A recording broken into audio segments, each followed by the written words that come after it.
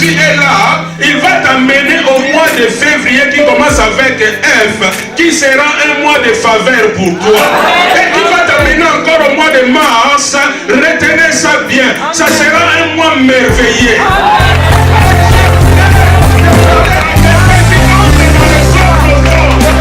J'aimerais dire à quelqu'un, même quelqu'un va changer de statut. Oh, parce que c'est un mois nouveau. Qui va t'amener au mois de décembre. Qui sera un mois de décision. Qui sera un mois de distinction. Qui sera un mois de direction. Parce que le grand Dieu s'est levé.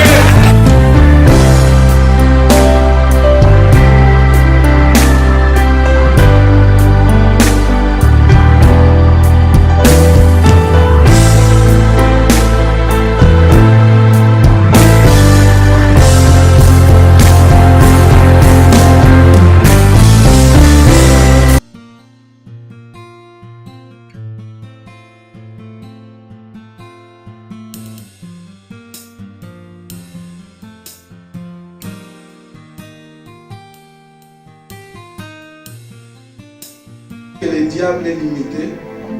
Maintenant que tu sais que le diable ne paie rien dans ta vie, moi, je ne vais pas perdre du temps avec lui. Parce que s'il ne paie rien, c'est que ça ne vaut rien. Moi, je vais gagner du temps avec celui qui paie tout. Avec celui qui est partout. Avec celui qui connaît tout. J'aimerais que tu célèbres l'Éternel. Nous allons chanter avec le musicien. Pendant quelques instants, tu vas bénir Dieu. Tu vas dire à Dieu que personne n'est comme toi. Tu vas dire, tu es assis sur ton trône. Tu règnes à jamais. Tu vas dire à Dieu, le diable, ce n'est qu'une créature. Tu vas dire à Dieu, je te célèbre parce que tu connais mes pensées. Tu sondes les cœurs, tu sondes les reins. Tu vas dire à Dieu, je te célèbre et je t'adore. Pendant quelques instants, tu vas changer l'atmosphère de cet endroit. Tu vas prier, je vais prier. Nous prions au nom de Jésus. Alléluia. Le Dieu tout-puissant, le Dieu qui est omniscient, je bénis ton Saint-Nom. Je dis merci pour ta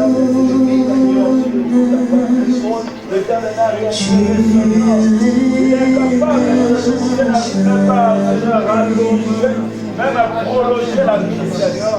Seigneur Dieu de puissance, il est difficile, Seigneur Dieu de puissance.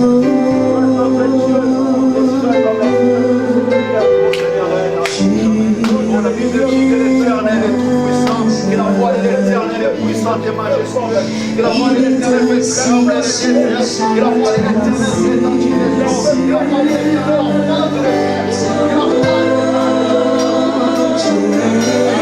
que l'Éternel est assis sur les nues et que dans son temps de conséquence,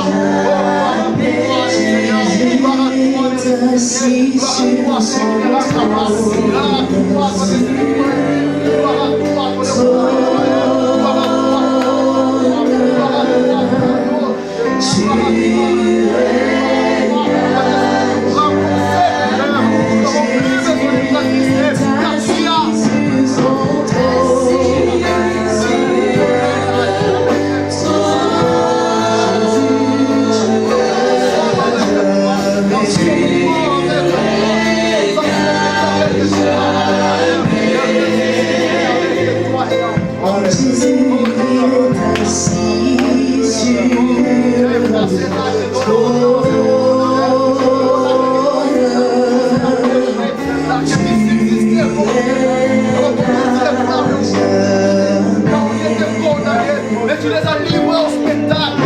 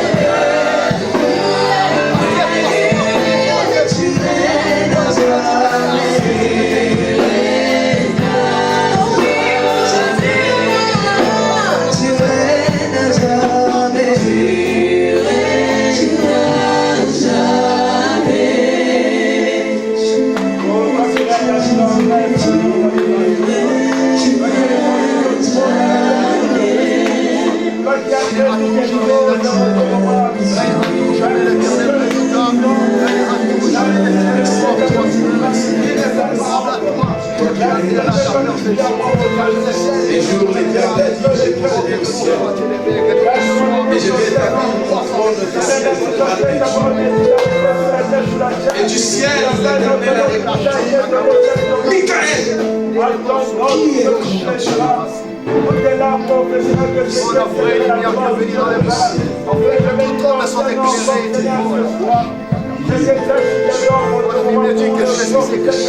Je suis venu dans le monde en étant c'est pour ça que je sais que là où la terre je me forme, là où les ténèbres étaient sur la surface de la Bible. La Bible dit que Dieu dit que la lumière soit. Est-ce que quelqu'un peut acclamer l'éternel? Tu acclames l'éternel, tu acclames l'éternel, et tu acclames encore l'éternel, et tu acclames encore l'éternel, et tu acclames encore l'éternel, et tu acclames l'éternel.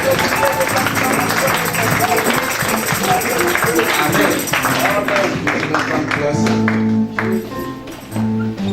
Vous savez, comme l'a dit, comme il a dit la modératrice tout à l'heure, nous sommes dans un kairos, qui veut dire le temps idéal de Dieu. Et le prédicateur qui est venu avant moi, il a dit qu'il faut qu'il y ait un changement des pensées. Il a dit qu'il souhaite que l'Éternel nous amène dans une autre dimension de connaissance. Et j'aimerais pendant quelques instants parler avec nous par rapport à ce thème qui a fait en sorte que nous puissions être là. Le thème, c'est les secrets du succès dans les royaumes. Yaïv, si tu peux mettre le thème, si tu peux mettre. Les secrets du succès dans les royaumes. Ce thème, c'est tellement important pour la vie des chrétiens, mais tellement important parce que aujourd'hui, nous sommes en train de vivre dans un monde et dans une génération de jeunes, surtout des jeunes et surtout des chrétiens ignorants. J'ai un jour entendu une phrase que j'ai gardée avec moi et j'aime toujours le dire. Les chrétiens, si vous voulez une définition des chrétiens, je vous la donne aujourd'hui. Une vraie définition, c'est que les chrétiens, c'est des personnes qui connaissent paix et qui aiment parler du paix qu'ils connaissent. Les chrétiens, ça c'est les chrétiens. Si tu commences à parler avec un musulman, il va mentionner tout le Coran. Parle avec un chrétien, il connaît aucun verset biblique. Quand tu commences à parler avec un musulman, il explique Allah. Parle avec un chrétien. Il ne sait même pas si Jésus et Dieu c'est la même personne. Alors pour moi, les chrétiens c'est des personnes qui connaissent paix parce qu'ils lisent paix, parce qu'ils n'aiment pas écouter, mais qui parlent beaucoup. Ils sont dans des veilles de prière, ils prient. Mais ils ignorent beaucoup de choses. Alors laisse-moi te dire une phrase qui a changé ma vie. Le plus grand ennemi de ta vie, ce n'est pas le diable. Le plus grand ennemi de ta vie, ce n'est pas ta tante sorcière qui habite au Congo. Le plus grand ennemi de ta vie, ce n'est pas toutes les personnes de ton école, de ton entourage qui n'aiment pas que tu avances. Ça, c'est des petites créatures de Dieu. Le plus grand ennemi de ta vie s'appelle l'ignorance. Amen. Je vais redire, même si tu ne réagis pas, le plus grand ennemi de ta vie s'appelle l'ignorance. Amen. Peu importe les titres que tu as, peu importe la position que tu as, peu importe ton salaire, peu importe le nombre d'enfants, peu importe si ton église a 100 000 membres, peu importe si tu roules avec une jupe et que moi je marche en paix, peu importe. Si tu es ignorant, tu n'es pas un homme de succès. Si tu es ignorant, tu restes un homme facile à battre. Si tu es ignorant, alors tu dors avec ton ennemi, tu te réveilles avec ton ennemi, et le diable a droit dans ta vie, ta tante qui habite au Congo a droit dans ta vie, et tout ton entourage a droit dans ta vie. Pourquoi? Parce que ton ignorance va te tuer. Jésus n'a jamais dit, le jour que tu vas chasser le diable, tu seras sauvé. Il a dit, vous connaîtrez la vérité vous rendra libre.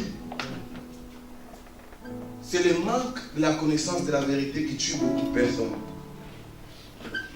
Les secrets du succès dans le royaume. J'ai 3 mots qui sont des mots maîtres pour ces messages. Mais j'aimerais commencer avec les royaumes.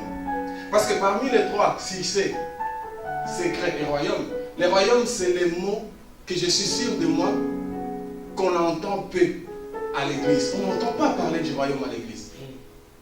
Succès peut-être, oui. Bah oui, succès, oui, les chrétiens aiment le succès. Secret, un peu. Mais les royaumes, non. J'aimerais maintenant que tu sortes ton téléphone. Pour les jeunes, je sais que vous prenez note avec vos téléphones. Ton cahier, ton stylo, ta Bible. Et nous allons écrire.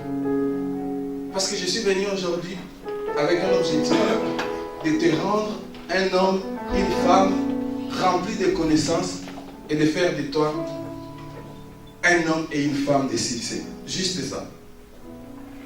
Alors c'est quoi un royaume? Ça c'est vraiment important. Parce que si on ne comprend pas cette vérité, on ne peut pas comprendre la Bible, on ne peut pas comprendre Dieu et on ne peut pas être un homme de succès. Alors on va écrire. Un royaume, c'est un territoire possédé par un roi. Un royaume, c'est un territoire possédé par un roi. Donc les rois possèdent un territoire et ils possèdent tout ce qui est dans le territoire. Les hommes, les rois les possèdent. Les animaux, les rois possèdent. Donc quand tu entres en Angleterre, tu deviens une propriété de la reine Elisabeth. Si elle dit que tu vas marcher ni, tu vas marcher ni. Tu es dans son territoire. En Angleterre, elle possède tout. C'est comme ça dans un royaume. Les rois possèdent tout. Il faut écrire, il faut prendre note et il faut surtout me suivre. J'ai dit, un royaume, c'est un territoire possédé par un roi et ces rois possèdent tout.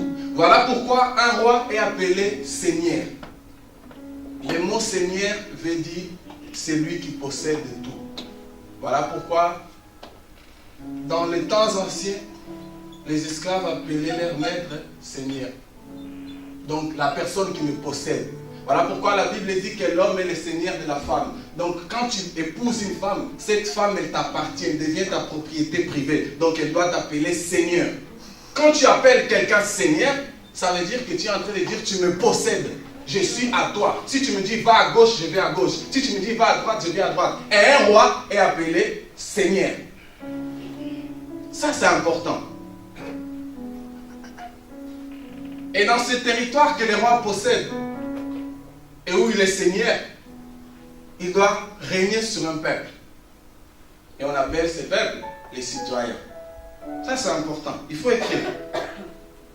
Alors avant de continuer, laissez-moi vous dire des choses très importantes qu'il faut savoir qui se passent dans un royaume. Premièrement, dans un royaume, il n'y a pas de démocratie. Tu ne peux pas aller en Angleterre faire des manifestations gilets jaunes. On ne fait pas ça. C'est impossible. La voix du peuple ne s'entend pas dans un royaume. Il n'y a pas de peuple. On ne vous écoute pas. Parce que dans un royaume, la pensée du roi devient loi. C'est le roi qui décide tout. Amen. Ça, c'est un royaume. Si vous demandez à vos cousins qui habitent à Londres, ils vont vous expliquer. Ça, c'est un royaume. Dans un royaume, il n'y a pas de démocratie. Le peuple ne dit rien. C'est le roi ou la reine qui décide tout. Deuxième chose très importante que je dirais, ça tu dois écrire. Un royaume n'est pas une religion. Et un roi n'est pas un chef religieux. Ça écrit bien. Un royaume n'est pas une religion.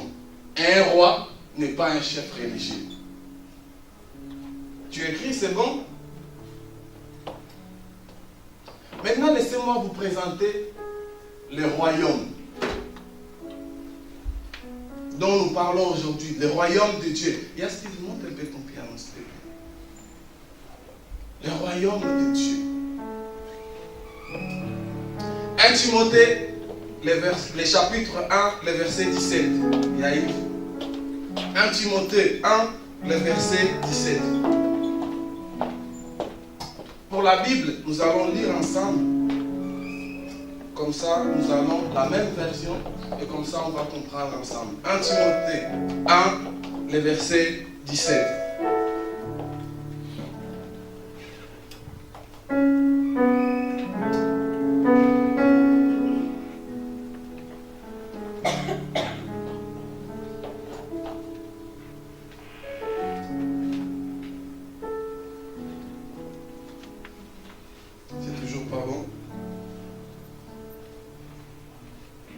Amen. Il dit au roi des siècles, immortel, invisible, seul Dieu, au roi des siècles. Il commence à décrire les rois. Le roi est immortel. Il ne peut pas mourir. Il est invisible. Tu ne peux pas le voir. Et maintenant, il va nous dire c'est qui le roi? Celle. Celle la reine Élisabeth. Non, c'est Dieu. Alors, qu'est-ce que je veux dire par là? Que notre Dieu est un roi. Alors, on va revenir sur les choses que j'ai dit avant. Si Dieu est un roi, ça veut dire que Dieu possède un territoire. Ça veut dire que dans les territoires que Dieu possède, il n'y a pas de démocratie. Et là, je vais venir pour dire à quelqu'un, dans l'église, il n'y a pas de démocratie. On n'entend pas la voix du peuple, on entend la voix de Dieu. Si Dieu dit que le culte commence à 9h, tu ne peux pas nous imposer 10h parce que tu vas travailler à 8h. Dieu s'en fout si tu travailles à 8h. Dans le royaume, sa pensée devient une loi et c'est fini. Tu obéis, amen, tu deviens citoyen. Tu n'obéis pas, il t'envoie en affaire. C'est tout. Amen. Amen. Dieu est un roi. Si Dieu est un roi, donc il possède un territoire. Et il possède tout dans ce territoire. Et non seulement ça, si Dieu est un roi, ça veut dire que Dieu n'est pas un chef religieux. Et si Dieu n'est pas un chef religieux, ça veut dire que le christianisme n'est pas une religion. Amen. Yes. Et si le christianisme n'est pas une religion, ça veut dire que toi tu n'es pas un religieux. Yes. C'est bon jusqu'ici. Alors un roi, Yaïb, un roi doit avoir un trône. Apocalypse 4, le verset 1 et le verset 4. Un roi doit avoir un trône. Il est obligé d'avoir un trône. Apocalypse 4, le verset 1.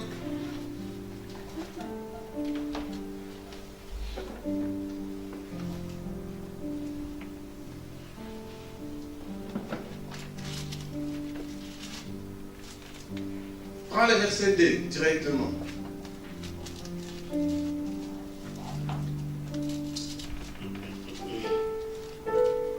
Il dit, aussitôt je fus ravi en esprit, et voici il y avait un trône dans le ciel. Il n'a pas dit sur terre, dans le ciel. On s'arrête juste sur ce verset, après on va continuer. L'apôtre Jean, en esprit, va voir le royaume de Dieu, ou la base du royaume de Dieu, le trône. Parce que le trône, c'est le siège du royaume. C'est là où le roi prend ses décisions. Et Jean dit qu'il a vu le trône de Dieu dans le ciel.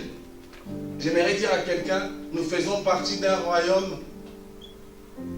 Et dans ce royaume, les décisions ne viennent pas d'en bas. Les décisions viennent d'en haut. Tu es froid là. Dans ce royaume, les décisions ne viennent pas d'en bas. Les décisions viennent d'en haut. Ça veut dire que si tu veux réussir dans ta vie, il ne faut pas faire des projets comme un homme d'en bas. Il faut faire des projets comme un homme d'en haut. Si tu veux réussir dans tes études, il ne faut pas choisir une orientation parce que tu as envie. Il faut demander à quelqu'un qui est en haut. Si tu veux épouser une femme, il ne faut pas épouser parce qu'elle est belle. Il faut demander à celui qui est en haut. Yes. Parce que le trône se trouve en haut. Les décisions viennent d'en haut. Ah, Jésus.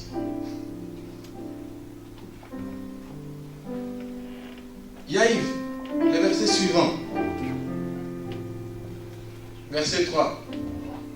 Oh my God. Les 4, s'il vous plaît.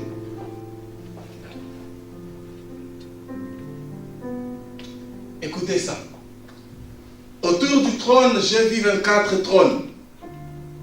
Sur ces 24 trônes, il y avait des vieillards, ou les anciens, comme on dit. Dieu, c'est vraiment un roi. Pour ceux qui regardent des films nigériens, quand tu vois un roi, tu vois ses conseillers. Tu vois les anciens. Et Dieu a ses anciens. Amen. 24 trônes remplis d'anciens. Pourquoi? Parce que Dieu n'est pas un homme religieux. Dieu, c'est un politicien. Et un politicien doit s'asseoir pour réfléchir avant de prendre une décision. alors il a besoin de conseillers. Même si notre Dieu, il n'a pas besoin de conseillers. Mais vu qu'il est dans un royaume, pour les formalités, il prend les anciens, il met de côté. Et dans un royaume, il y a quelque chose qu'il faut savoir. Les royaumes, quand tu vois les rois, tu vois la garde royale. Tu vois les services de sécurité, pour ceux qui ont déjà eu l'occasion de visiter Londres, de visiter l'Angleterre, vous voyez les gardes royales. Et Dieu a des gardes royales. Dans notre royaume, nous avons des gardes royales. Et là, ça va commencer à chauffer. Parce que l'armée de Dieu, ou la garde royale, est formée d'anges. Les anges forment l'armée de Dieu.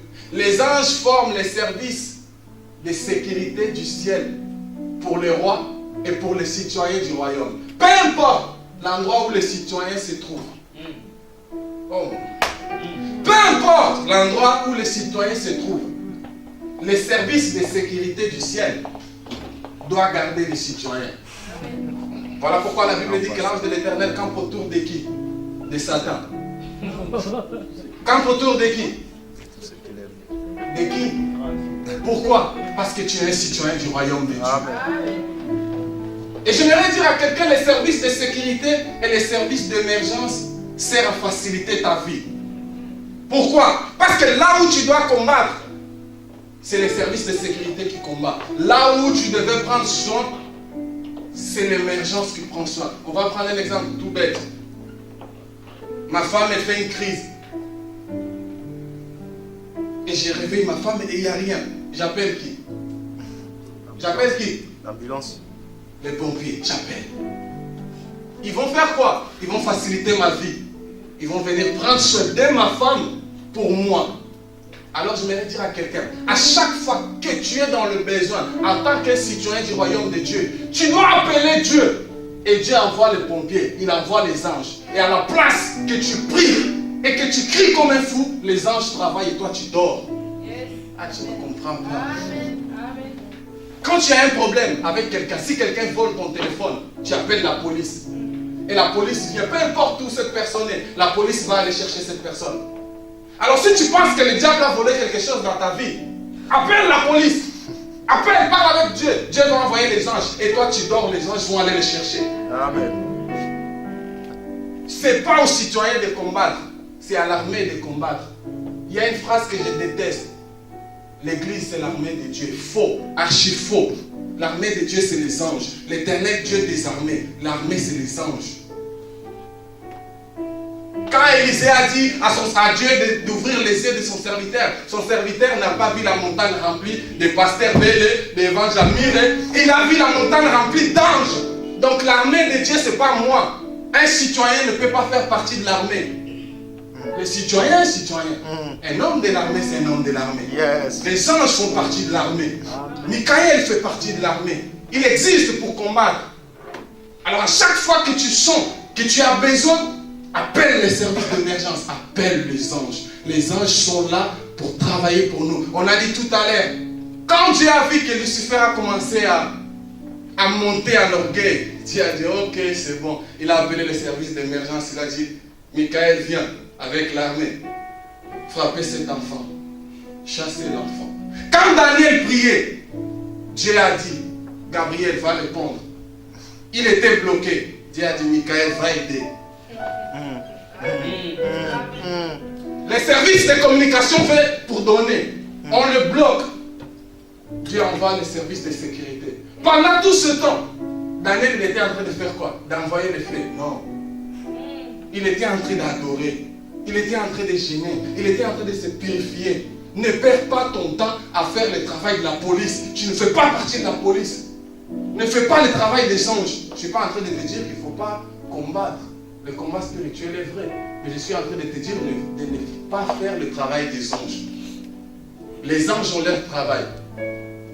C'est d'intervenir au secours de moi, de toi. Au moins si tu fais partie du royaume, oui, ils vont intervenir pour toi. Amen. Amen. Amen. Amen. Vous êtes froid. Mais ne vous inquiétez pas, ça va chauffer.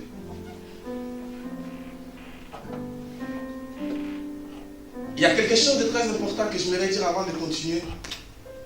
Malgré toutes ces choses, le culte aux anges et l'adoration aux anges est péché. Je vois des gens, je vois des églises où les fidèles adorent plus les anges que Dieu. On va débuter les cultes, le modérateur va dire l'Esprit de l'Éternel est là. Et les gens sont comme ça. Il y a une sœur qui va être saisie et la sœur va faire je vois un ange, je vois un ange. Et tout le monde, quand elle a dit que Dieu était là, personne n'a réagi. Mais quand il a dit je vois un ange, tout le monde chou, hypocrite, ignorant. Pourquoi vous adorez plus la créature que les créateurs? Tu ne demandes pas à Dieu de le voir, lui tu veux voir un ange. Qu'est-ce que l'ange va apporter dans ta vie? Si Dieu ne lui donne rien, qu'est-ce qu'il va apporter dans ta vie? Amen. Amen. Amen. Amen. Amen. Amen. Amen. Amen. Quand Jean était dans le ciel, Jean a vu un ange. Et quand Jean a vu l'ange, l'ange il était tellement beau, Jean a fait ça. L'ange il a dit, lève-toi s'il te plaît, ne m'adore pas. Si Dieu voit que tu es en train de m'adorer, il va me frapper s'il te plaît. Je ne suis pas digne. Je suis même plus petit que toi et tes frères. Quel frère? Toi, regarde ton voisin, dis tu es plus grand et important que les anges. Tu es plus important que les anges. Ah, mais dis à ton voisin, pourquoi tu ne dis pas t'es méchant, toi? C'est plus important que les anges. Maintenant, écoute. Maintenant que tu sais que Dieu c'est un roi, qu'il a son armée, il faut bien qu'il y ait des citoyens dans le royaume de Dieu. Amen. Un jour, Dieu a décidé de faire des citoyens pour son royaume. Et il a fait moi, il t'a fait toi. La Bible dit qu'il a fait l'homme à son image et il a dit qu'il domine. Dominer veut dire régner. Donc Dieu a dit à l'homme qu'il règne. Seul un roi peut régner. Alors qu'est-ce que j'apprends? Dieu a fait les citoyens de son royaume à son image. Il a donné la capacité à chaque citoyen de son royaume d'être comme lui.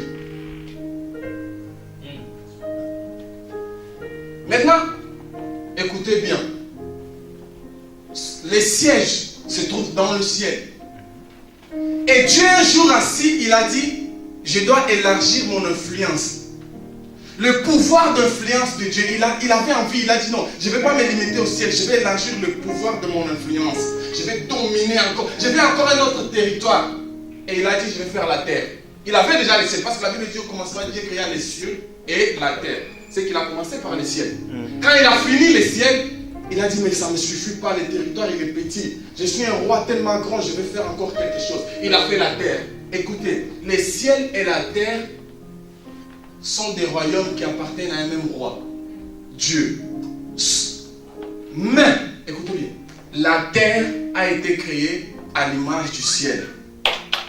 Quand Dieu a voulu élargir son pouvoir d'influence, il a décidé de faire un royaume matériel inspiré dans les royaumes spirituels.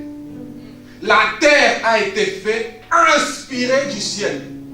Quand il a fini de faire la terre, c'était maintenant un royaume matérialisé. Vu qu'il a envie de dominer la terre et que la terre c'est un monde matérialisé, il a besoin d'être sur la terre un roi matérialisé. Mais la Bible dit qu'il est invisible.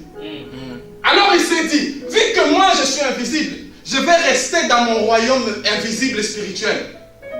Mais dans mon royaume matérialisé, je vais créer un autre roi à mon image.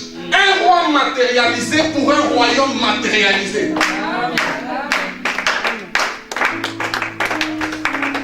Tu comprends?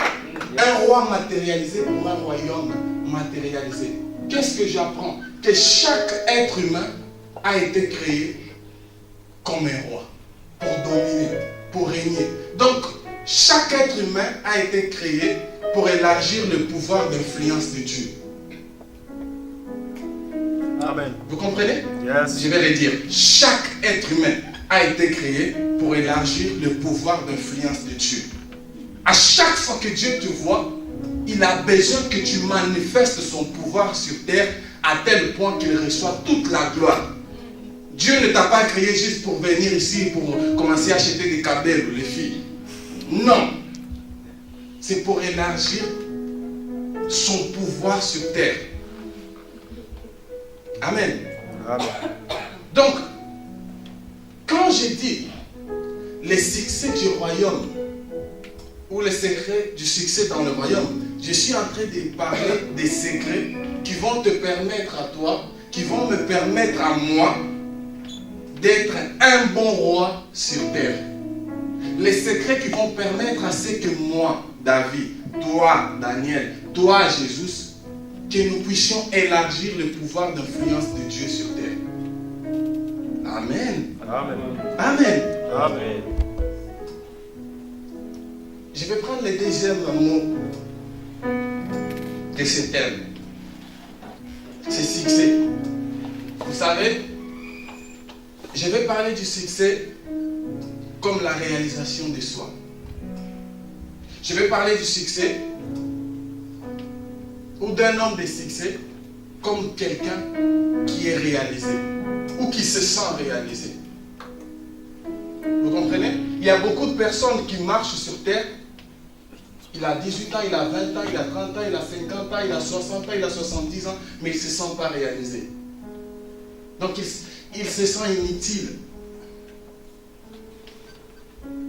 Vous savez, pour les hommes, une personne réalisée est une personne qui a pu réaliser ses rêves. Donc si je rêve d'être joueur de foot et que je deviens joueur de foot, d'après la définition des hommes, je suis un homme réalisé. Amen. Si je rêve d'épouser une femme noire et que j'épouse une femme noire, d'après les hommes, je suis un homme réalisé. Donc un homme réalisé pour les hommes, c'est un homme qui accomplit ses rêves. Un homme réalisé pour les hommes, c'est un homme qui peut répondre à ses besoins. Et surtout, c'est un homme riche. Les hommes ont tendance à associer la richesse au fait que la personne soit réalisée. Donc pour les hommes, un homme pauvre ne peut pas être réalisé. Mais un homme riche est réalisé. Voilà pourquoi les hommes ont tendance à faire des choses qui apportent beaucoup plus d'argent. Quand tu as choisi ton orientation à l'école, tu n'as pas choisi quelque chose que tu aimais. Tu as choisi quelque chose qui va t'emporter beaucoup d'argent. Parce que les hommes pensent que pour être réalisé, il faut avoir beaucoup d'argent. Amen. Amen. Mais pour Dieu, une personne réalisée, c'est une personne qui premièrement répond aux besoins de Dieu et qui répond aux besoins des hommes qui l'entourent. Écris ça. Tu seras un homme réalisé quand tu vas répondre aux besoins de Dieu et aux besoins des hommes qui t'entourent. Pas tes besoins à toi. Il y a un homme riche qui a dit, tu ne seras jamais riche tant que tu n'as pas enrichi les autres. Tu ne peux pas être un homme réalisé si les hommes qui sont à côté de toi, qui t'entourent, ne sont pas des hommes réalisés. Il y a un pasteur qui a dit, ne me parle pas de ton onction, parle-moi de ta femme et de tes enfants. Je saurai si tu es un grand pasteur, le jour où je vais voir ta femme parler de Dieu. Le jour où je ne vais pas voir tes enfants parler de Dieu. Parce qu'on ne mesure pas le succès d'un homme par ce qu'il a. On mesure le succès d'un homme pour ce qu'il a fait pour Dieu et pour les gens qui l'entourent. Amen. Amen. Pour les hommes, le succès est lié au fait d'avoir beaucoup, comme j'ai dit tout à l'heure. Mais pour Dieu, le succès est lié au fait de faire ce dont tu as été envoyé à faire sur terre. Amen. Amen. Le succès pour les hommes, c'est faire ce qui est bien. Pour Dieu, c'est faire ce qui est correct. Il y a une différence entre les deux, mais je ne vais pas rester là.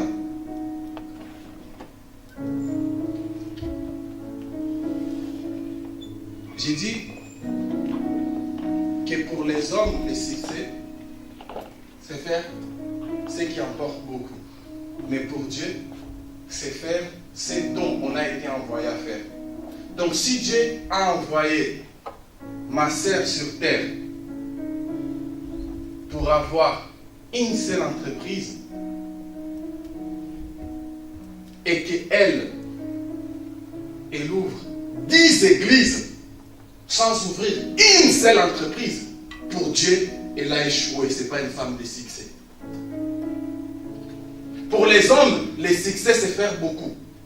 Pour Dieu, les succès, c'est faire ce dont on a été envoyé à faire. Si Dieu t'a envoyé sur terre pour être un musicien, et tu viens sur terre, tu deviens un entrepreneur, tu gagnes $1 million, tu mets ta femme et tes enfants à l'aise, pour Dieu, tu as échoué. Parce que tu n'as pas fait ce dont il t'a envoyé à faire. Amen. Donc quand je vous parle du secret, du succès dans les royaumes, je suis en train de vous parler des secrets ou des choses que vous devez connaître pour accomplir votre mission sur terre. Amen. Ça c'est important. Parce que peu importe ton titre, peu importe ce que tu fais, peu importe l'abondance que tu as, si tu n'accomplis pas ce dont Dieu t'a envoyé à faire sur terre, tu es un homme qui a échoué. Je vais prendre des hommes. Je vais prendre Samson, premièrement. Samson, il était grand. À chaque fois que tu vas au cinéma pour regarder un film de Samson, tu ne vas pas voir un Samson comme moi, petit en taille comme ça. Est-ce que quand tu vois une personne petit en taille comme ça, dans les films, c'est un David, c'est un Joseph, c'est un Jésus, il va mourir bientôt. Samson, ils vont prendre des personnes qui ont des bras comme le frère Steve. Samson, ils vont prendre Lucas. Non. Samson, il était tellement fort, mais tellement fort qu'il a tué un lion avec ses mains. Hey, Jonathan, c'est ton prénom. Hein? Je suis sûr de moi que si tu vois un lion, tu vas fuir. Et moi, je vais t'accompagner, je vais fuir avec toi. Un jour, j'étais dans ma chambre et je jouais à la play avec mon frère. Et moi, je n'aime pas les insectes. Et j'ai vu un cafard. J'ai ici. Ma nièce, elle a fait, tu fouilles. Moi, je dis, je vais faire quoi? Ma nièce, elle dit, tue. Moi, j'ai dit, tue-toi. Et on a appelé notre frère, il est venu tuer. Ah, moi, je ne tue pas. Moi, je perds. Je ne suis pas peur, mais je n'arrive pas. Les insectes, moi, ça fait 3, ça fait 5. Mais Samson a tué un lion avec ses mains. Samson, il était tellement fort qu'un jour, il a tué 1000 hommes. Le frère Daniel, il s'est battu avec un sel. Je pense qu'à la fin, il a dû boire de l'eau, il était KO. Mais Samson, il a tué 1000 hommes. 1000. Écoute, 1000. Samson, il a tué 1000. Il était tellement énervé, mais tellement énervé, qu'il a pris les portails qu'il mettait dans des villes, dans les entrées. C'était énorme. Il a porté sur son dos. Il montait la montagne avec. Mais toi, si je te donne juste un sac de riz là pour porter, tu seras KO. Mais Samson, il porte ça. Mais Samson, il a échoué. Samson était loin, mais il a échoué. Le Saint-Esprit venait dans le corps de Samson, mais il a échoué. Pourquoi? Parce que Dieu a envoyé Samson pour libérer les enfants d'Israël de la main de qui? Les Philistins. Et Samson, il était mort avec qui? Avec les Philistins. Il a échoué. Peu importe tout ce que tu fais, mon ami, peu importe tes sapes, si tu n'accomplis pas les buts pour lesquels Dieu t'a envoyé sur terre, les jours où tu vas te retrouver devant Dieu, il va te dire, t'as échoué. Et tu sais qu'est-ce que Dieu fait aux gens qui échouent? Ils vont à gauche. Et tu sais, quand tu vas à gauche, tu vas où? Tu prends l'ascenseur, -1, -2, -3, jusqu'à -1000. L'ascenseur s'ouvre et tu vois un messie avec des cornes. Il te dit, bienvenue mon fils. Et tu dis, mais c'est pas ici, l'ascenseur, je devais monter. Il dit, à moi aussi, je ne devais pas être là. Mais bienvenue quand même. Il fait chaud, je sais, mais bientôt je vais mettre le climatiseur. Je vais changer, mais je vais mettre quand même. Il a échoué, Samson. Maintenant, je vais prendre un homme. Quand je vais dire son prénom, vous allez dire, lui, Judas, l'homme qui a vendu Jésus. C'est un homme de succès. Un grand homme de succès. Jésus était en train de prier, il a dit, j'ai perdu aucun de mes brebis, sauf le fils de la perdition, pour accomplir ce qui était écrit. Oh my God. Ça veut dire que les jours que Dieu était en train d'écrire l'histoire de Judas, Dieu a dit, Judas, tu vas aller au monde. Quand tu verras Jésus faire 30 ans, tu vas rien faire. Mais les jours que Jésus aura 33 ans, faire la Pâque, Judas, vends Jésus. Dieu a écrit, Judas, vends Jésus. Tac. Judas est venu sur terre. Près de la Pâque, Judas a vendu Jésus. Un homme de succès. Il a accompli les buts pour lesquels Dieu l'a envoyé sur terre. Un homme de succès, Judas. Et moi, et toi. Quand on entend Judas, Judas. Vous savez pourquoi? Parce que l'homme aime ce qui frappe les yeux. Mais Dieu aime ce qui frappe les cœurs. Un jour, j'ai entendu un homme de Dieu dire, Judas va aller au ciel. Et je suis sûr de moi qu'il va aller au ciel. Mais on ne va pas parler de ça. Parce que c'est un homme de succès. Qu'est-ce que Dieu t'a envoyé à faire sur terre? Qu'est-ce que Dieu est envoyé à faire sur terre.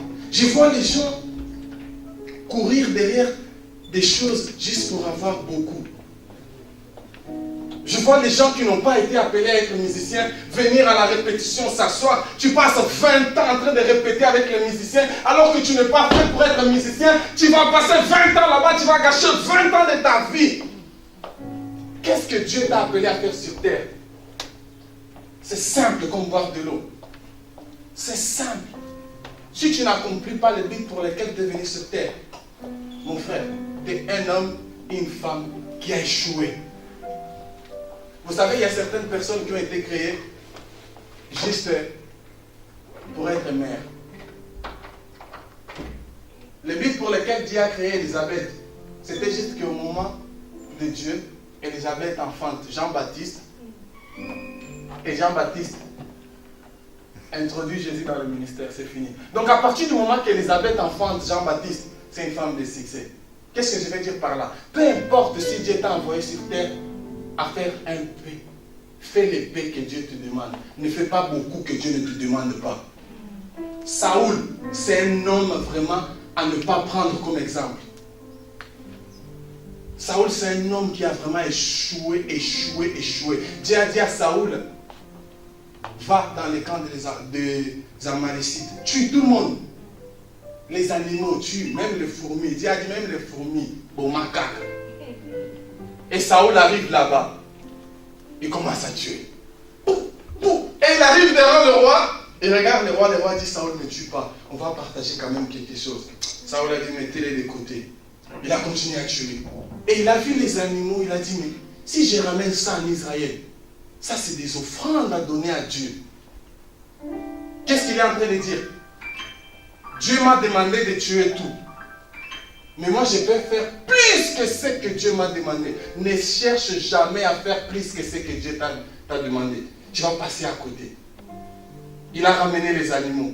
Le prophète Samuel est venu, il a dit, Saoul, vaut mieux obéir que sacrifier. Qu'est-ce qu'il était en train de dire? Vaut mieux faire le paix que Dieu t'a dit de faire que de faire beaucoup si Dieu ne t'a pas envoyé. Je vois les gens tous les jours prier. Dieu, je vais être un chrétien rempli d'onction. Je vais parcourir tout le monde. Est-ce que Dieu t'a dit de parcourir tout le monde? Tu vas aller dans tout le monde faire quoi?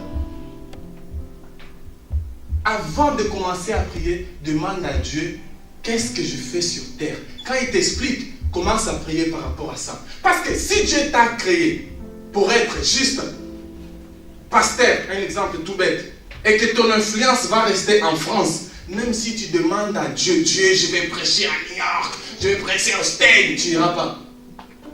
Parce que ton histoire est déjà écrite, tu ne vas rajouter rien dans ton histoire.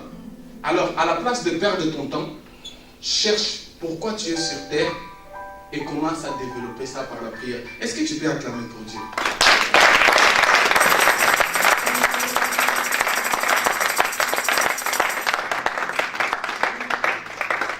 Je vais vous donner une loi. Parce que je vais bientôt finir. Une loi simple, c'est quand tu n'es pas dans ta place, l'erreur est inévitable. Quand tu prends quelqu'un qui devait être musicien et tu lui laisses prêcher, l'erreur est inévitable. Quand tu prends un mécanicien et tu l'amènes dans une salle d'op pour opérer quelqu'un, l'erreur est inévitable. Amen. Amen. Maintenant, je vais t'expliquer pourquoi depuis que tu fais un travail, tu échoues toujours. Ce n'est pas le diable. Tu es juste dans la mauvaise place. Parce que quand tu ne fais pas ce que Dieu a besoin que tu fasses, même si tu es rempli d'onction, tu vas toujours échouer. Pourquoi? L'erreur est inévitable. Tu ne peux pas éviter l'erreur. C'est simple comme boire de l'eau. Tu prends ton iPhone, tu jettes dans l'eau. Tu prends ton iPhone, tu mets dans une casserole remplie d'haricots, tu les sors et tu dis, oh, ça s'allume plus. Tu l'as mis dans une casserole remplie d'haricots et tu dis, ça s'allume plus. Tu l'as mis dans un endroit où il ne devait pas être. Alors l'erreur est inévitable. Beaucoup de personnes sont mortes comme ça. comme cet iPhone que je vais donner dans l'exemple, parce qu'ils se sont placés dans des casseroles d'haricots, parce qu'ils sont allés dans les endroits où ils ne devaient pas aller. Avec tes amis, vous allez où? Vous parlez de quoi? Qui sont tes amis? Vous parlez de quoi? Vous allez où? Quels sont les endroits que tu fréquentes? J'aime. Et tu veux me dire, moi je serai une femme de succès. Comme disent les Angolais ici. Je vais vous dire quelque chose. Je n'ai pas besoin d'être rempli du Saint-Esprit pour déterminer si tu seras une femme de succès ou pas. Je te regarde juste, je vois ton entourage, je vois les endroits où tu vois, je comprends que tu n'es pas dans ta place, l'erreur est inévitable, c'est fini. Jean-Baptiste était bien dans le désert. La Bible dit c'est la voix de celui qui crie où? Dans le désert. Il était bien dans le désert. Les jours où il a décidé de quitter le désert pour aller en ville. Les jours où il a décidé de quitter le désert pour aller en ville. La Bible dit qu'il a envoyé des gens à demander à Jésus, es-tu le Messie? Les jours où tu ne seras pas à ta place, tu vas même douter de Dieu. Les jours où il a quitté le désert, c'est les jours où il était mort. Vous comprenez ça? Les jours où Jean-Baptiste a quitté le désert, c'est les jours où il était mort. Les jours où l'évangéliste Emile va quitter la chair, bon, on ne va pas parler de mort. C'est les jours où il sera KO. Parce que Dieu l'a créé pour la chair. Moi, je le vois qu'ici. Il m'a dit, il est venu à l'Europe pour jouer le foot. On a joué au foot, après 45 minutes, il était KO. Il a dit, maman, tu n'as pas me masser. Il était KO. Je le vois qu'ici. Les jours où, qui encore? Les jours où Steve va quitter la musique, il peut entrer dans une autre chose pour faire, mais ce n'est pas son domaine. Les jours où il va quitter la musique, mon frère, il sera KO. Je te dis la vérité, ce n'est pas une malédiction. Tu dois être dans ta place. Si tu n'es pas dans ta place, Amen. Amen. Amen. Amen. Est-ce que tu peux encore applaudir?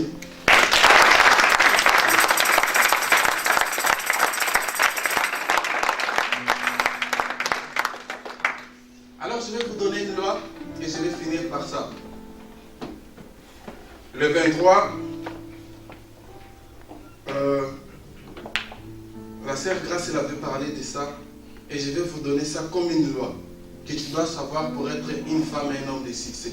Tu dois savoir qu'une pensée égale à une vie. Tu dois savoir que tu ne deviens pas ce que tu souhaites. Tu deviens ce que tu penses.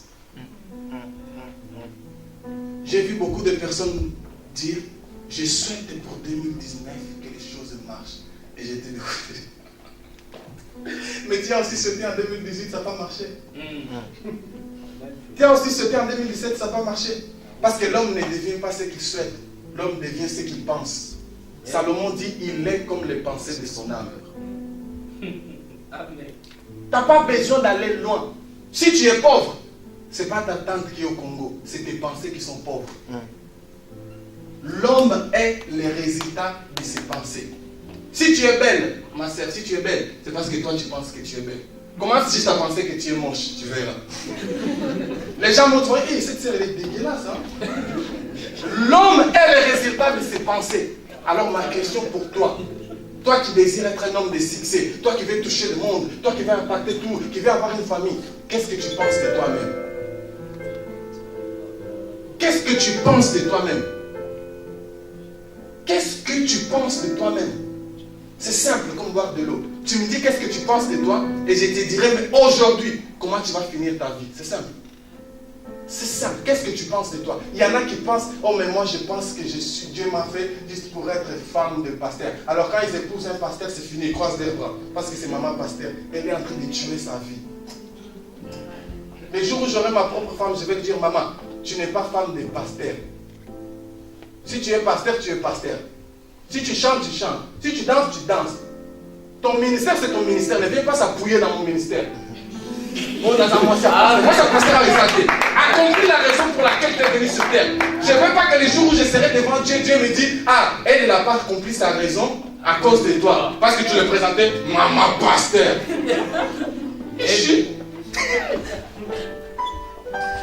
Il n'y a pas de maman pasteur. Lui, il est évangéliste.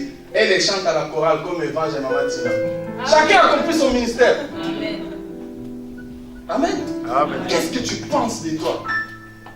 Je vois des collègues, on était à l'amphi pour présenter un travail, et je vois des collègues passer devant et ils tremblaient. Et l'amphi, il était plein. Que de blancs, il n'y avait que des têtes noires. Moi et un autre collègue. Et c'était mon tour, je passe devant. Je dis, ok, ça marche. Parler, c'est avec nous, non? Nous, on parle. Je parle, j'ai tellement parlé, j'étais loin à la fin, j'ai dit, et que Dieu vous bénisse. Ils m'ont regardé, j'ai dit, ah, on n'est pas à l'église. J'ai dit, c'est fini, j'ai fini. Et à la fin, il y a quelqu'un qui m'a demandé, il y avait du monde, mais comment tu fais pour parler et tout? Moi, j'ai dit, mais dans ma tête, quand je m'avançais, je disais, David, tu es grand, ils vont tous t'écouter, parce que tu es grand. Je me suis tourné, je les ai tous vus, comme il dit à Yves. Mais qui est? Mais qui est? J'étais grand. Qu'est-ce que tu penses de toi? Je vois les gens trembler parce que je tremble parce que je vais passer mon code. Je tremble parce que je vais passer mon bac. Tu trembles parce que tu vas passer ton bac. Alors que le diable tremble quand il te voit. Ciao!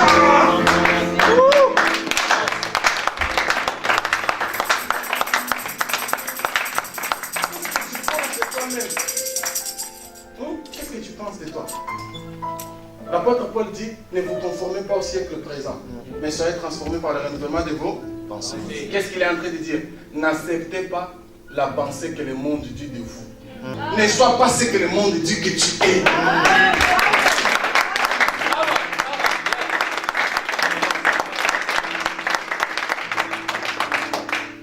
C'est pas seulement les femmes, il y a les hommes. Hein? Quand tu vois la publicité d'un homme, comme j'ai dit, jamais comme nous les mens comme ça. Tout le monde n'a pas ça. Tu vois la publicité d'un homme.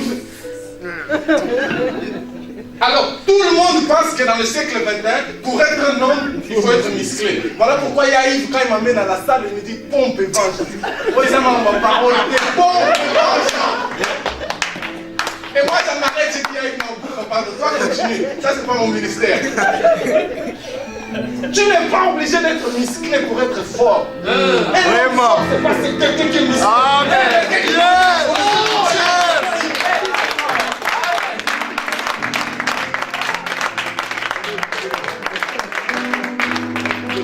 Ils sont tous musclés, mais à la maison, ils sont des hommes bâtis. Les femmes les tapent. Ils sont tous musclés, mais ils ne savent pas pourquoi ils existent. Ils sont tous musclés, mais ils ne respectent pas la volonté de Dieu. Un jour, j'ai vu un homme.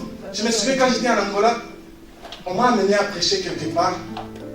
Et j'ai vu quelqu'un qui est venu me dire bonjour. Jésus, lève-toi. Il était plus grand que Jésus, on dirait une armoire. On dit bonjour. Moi, j'ai dit, hey, ça c'est David et Goliath. Bonjour. Et il m'a dit, c'est moi qui prêche, on va toi prendre des âmes. Il est allé, il a commencé à prêcher. Et dans cette église, on dirait que c'était un endroit où il n'y avait que des Amalécites. Il n'y avait pas de chrétiens. Ils n'étaient pas petits, ils étaient tous grands. Et quand je passe pour prêcher, je commence à prêcher, je finis. À la fin, il y a un homme grand. Il me dit que Dieu te bénisse. Et ça m'a touché. Et j'ai compris quelque chose. La force d'un homme se trouve dans son intimité avec Dieu. Amen. Je vois souvent des hommes, ça c'est une parenthèse. Et ça c'est un conseil que je vous donne. Avoir la force, c'est pas opprimer une femme, homme. Tu vois des hommes quand ils parlent avec une fille, ferme ta bouche, ta gueule. Ça c'est pas être homme. Je suis homme parce que je suis homme. Tu es homme parce que tu es homme. Tu es juste homme parce que tu n'as pas de sang. C'est juste ça. Parce que tu n'es pas un homme. Quelqu'un qui réagit comme ça, c'est pas un homme. La force d'un homme, je parle à vous les garçons quand vous aurez vos femmes. La force d'un homme se trouve dans la douceur qu'il donne à sa femme. Dieu c'est un homme, mais Dieu est doux. Il dit je t'aime. Et je dire je t'aime c'est pour je suis un macho. Tu n'es pas un macho, tu vas finir célibataire, fais attention. Revenons sur notre mouton, sur notre berger. Qu'est-ce que tu penses de toi? Et je vais finir en disant, l'homme ne devient pas seulement ce qu'il pense de lui, mais il devient ce que la personne la plus importante de sa vie pense de lui. Quelqu'un vient, t'es bien habillé, viens. Viens, Loulou, que tu viens. L'homme ne devient pas seulement ce qu'il pense, mais ce que la personne la plus importante de sa vie pense de lui. On va dire qu'elle, une fois de plus, hein, mais une fois de plus, on va dire qu'elle c'est mon épouse. Ça fait bien. Fais gaffe. Alors, l'homme, si c'est mon épouse, ça veut dire que c'est la personne la plus importante de ma vie. Vrai ou faux? Au moins, il doit être la personne la plus importante de ma vie. Vous croyez que la personne la plus importante de la vie des évangélistes, c'est Ketcha? C'est ma Martina? C'est pas toi. Obligé, il a dit obligé. Alors, disons que c'est mon épouse. Alors, c'est la personne la plus importante de ma vie. Écoutez ça. Je ne deviendrai pas seulement ce que je pense de moi-même, mais aussi ce qu'elle pense de moi. Reste là. Il y a des hommes. Il a trouvé une femme. La femme, elle était nulle. Et l'homme, il avait une dimension de prier, une onction avec son époux, une onction, une intimité avec Dieu. Il était déjà ici. Il regarde sa femme. Sa femme pense qu'elle est nulle. Mais lui pense que sa femme est super. Et il commence à appeler sa femme. Viens bébé. Viens encore bébé. Viens, arrête-toi. Elle a déjà fait quoi? Elle n'est plus la même. Viens encore bébé. Viens encore. Et quand il arrive ici, qu'est-ce qui s'est passé? Maintenant, elle a le même niveau que moi. Elle est devenue ce que moi, je pense d'elle. Il y a beaucoup... Va s'asseoir bébé. Il y a beaucoup... Je vous parle maintenant des célibataires. Après, il y a beaucoup que quand ils se sont mariés, ils ont échoué dans leur vie. Parce que ce que leurs femmes pensent d'eux, c'est catastrophique. J'ai vu une femme qui disait Batanga Bamiba, Batanga Yé de son mari. Vous comprenez? On a la liste des hommes, il n'est pas. Voilà, on va faire bref. Alors ma question c'est, qui est la personne la plus importante de ta vie? Et qu'est-ce que cette personne pense de toi? Lève-toi.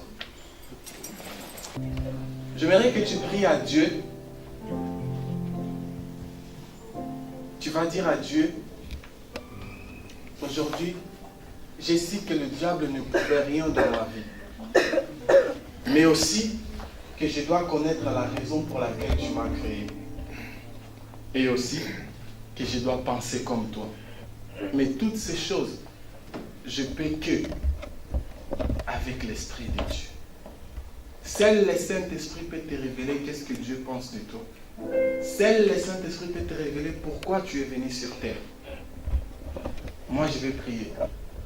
Toi, tu vas prier pour toi-même. Pendant que les musiciens vont chanter. J'aimerais que tu pries comme quelqu'un qui est conscient que c'est sa vie à lui. Moi aussi, je vais demander à Dieu de me donner encore des pensées par rapport à ma vie. Qu'est-ce que je suis venu faire sur terre? Tu vas prier, je vais prier. Nous prions au nom de Jésus.